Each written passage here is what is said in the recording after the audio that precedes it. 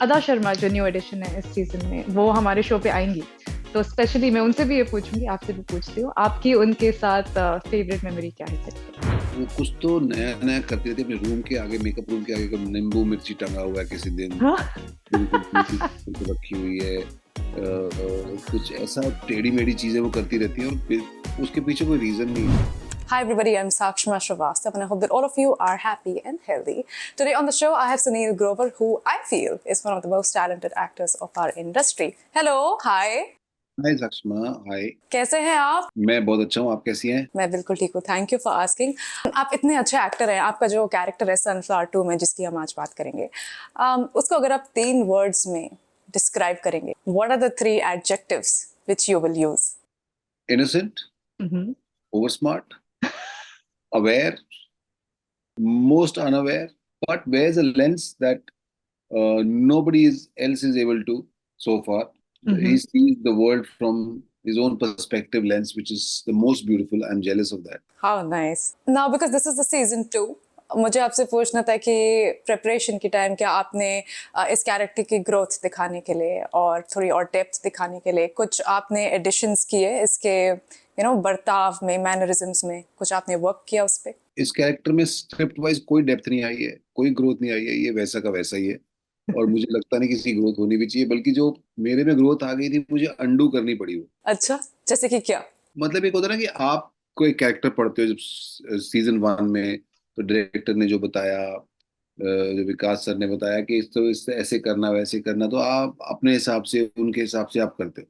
लेकिन चूंकि after the release off season 1 लोगों ने उसको पसंद किया, देखा, आपको कॉम्प्लीमेंट्स मिलने शुरू हुए, तो उनके कॉम्प्लीमेंट्स आपकी कैरेक्टराइजेशन में ऐड होने लगते हैं, जो कि नहीं होने चाहिए, क्योंकि उन्होंने किस राइट। तरीके से देखा, तो आप अपने आप को ही कॉपी करने लगते हो। आपको लगता है अरे मैंने अच्छा किया था, इसकी तारीफ हुई है, मैं थोड़ा सा ऐसा करता हूँ।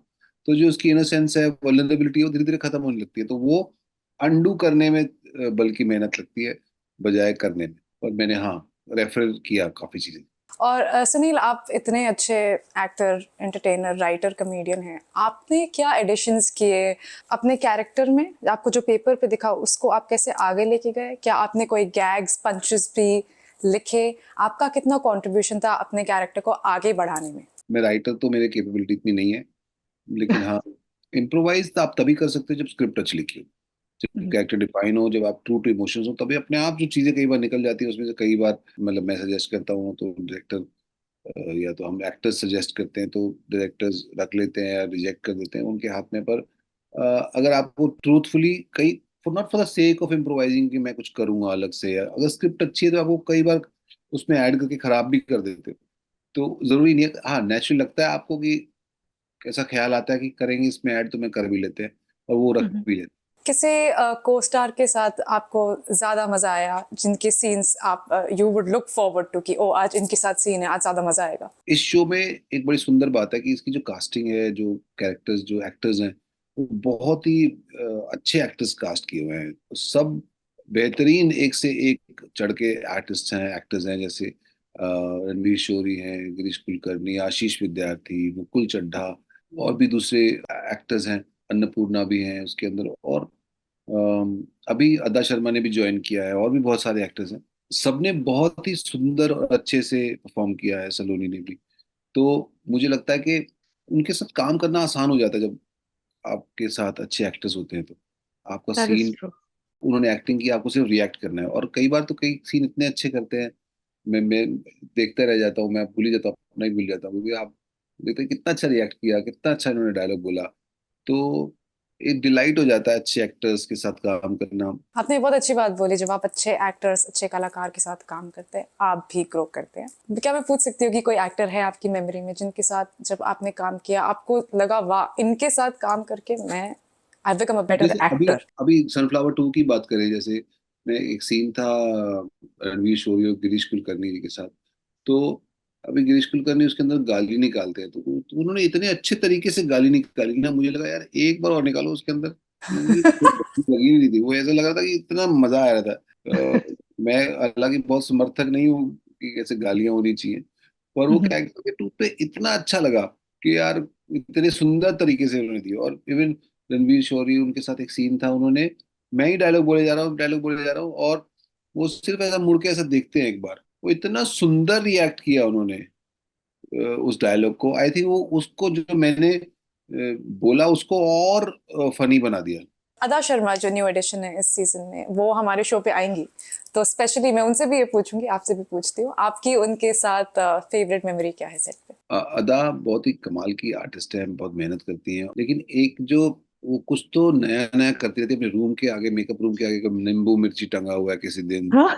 बिल्कुल बिल्कुल रखी हुई है, कुछ ऐसा टेढ़ी मेढ़ी चीजें वो करती रहती है, और उसके पीछे कोई रीजन नहीं। पर apart from that she is a brilliant actor and very hard working girl. और उनका जो काम है, मैं हमेशा बोलता हूँ कि उनके परफॉर्मेंस में नजर नहीं आती उनकी मेहनत, और ये बड़ी अच्छी बात है। Effortless acting, wow. जब मैं ट्रेलर देख रही थी तो उसमें एक सीन है जिसमें पुलिस आपके घर आके आपको खींच के लेके जाती है, उसमें आपने सिर्फ एक टॉवल पहना है।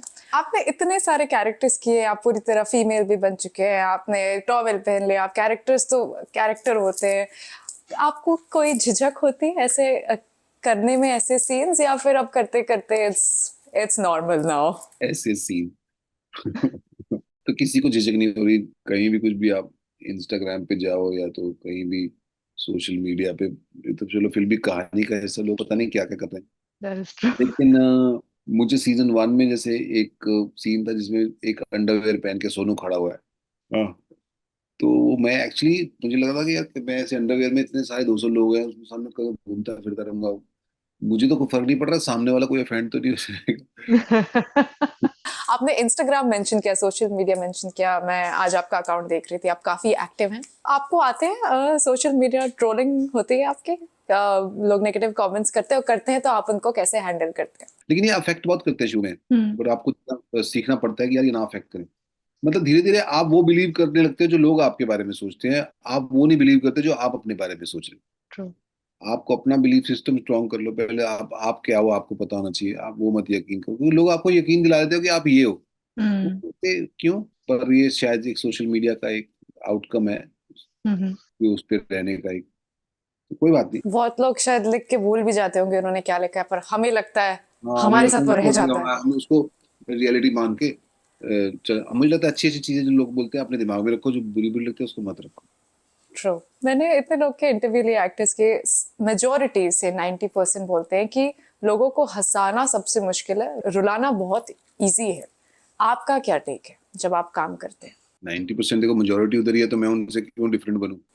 नहीं, आपकी अपनी ओपिनियन, आपकी अपनी कला है, आप क्या कुछ मानते भी हैं? अच्छा करना बहुत मुश्किल है, पर हंसाना एक ऑब्वियस रिएक्शन है, जो आपको अगर नहीं मिला तो इसका मतलब आप फेल हो गए। हम्म। तो वो जो इसलिए बोलते हैं कि हंसाना मुश्किल है, क्योंकि आपका रिएक्शन तुरंत आपकी वेट करता है।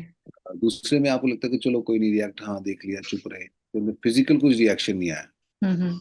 एक ऐसा रिएक्शन है। हाँ, तो इस वजह से लगता है कि मुश्किल है, because of the reaction, not because of the action, because ये तुरंत रिएक्शन पे डिपेंड करता है। काफी डिसहार्टनिंग भी हो सकता है अगर आप लाइव परफॉर्म कर रहे हैं और लोग हंस ही नहीं रहे आपकी परफॉर्मेंस पे। सूख जाती है, आप से भी नहीं कर सकते क्योंकि आपका गला सूख जाता है, सूख ही Of नहीं आता। course. हम्म।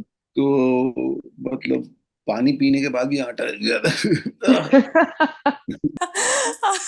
बहुत अच्छा लगा आपसे बात करके, आप इतने ऑनेस्ट और इतने कैंडिड, इतने आप चिल हैं, चिल इज द वर्ड, कि मुझे बहुत अच्छा लगा, रिलैक्स हो गई मैं आपसे बात करके। And all the very best for sunflower 2 और आपके जितने भी प्रोजेक्ट्स अब आएंगे फ्यूचर में, सबके लिए all the very best. Thank you for speaking with us. रहिए, आप भी स्वस्थ रहिए। बिल्कुल, thank you. Okay, bye bye, नमस्ते। Hello, I'm Sunil Grover and you're watching me on E Now.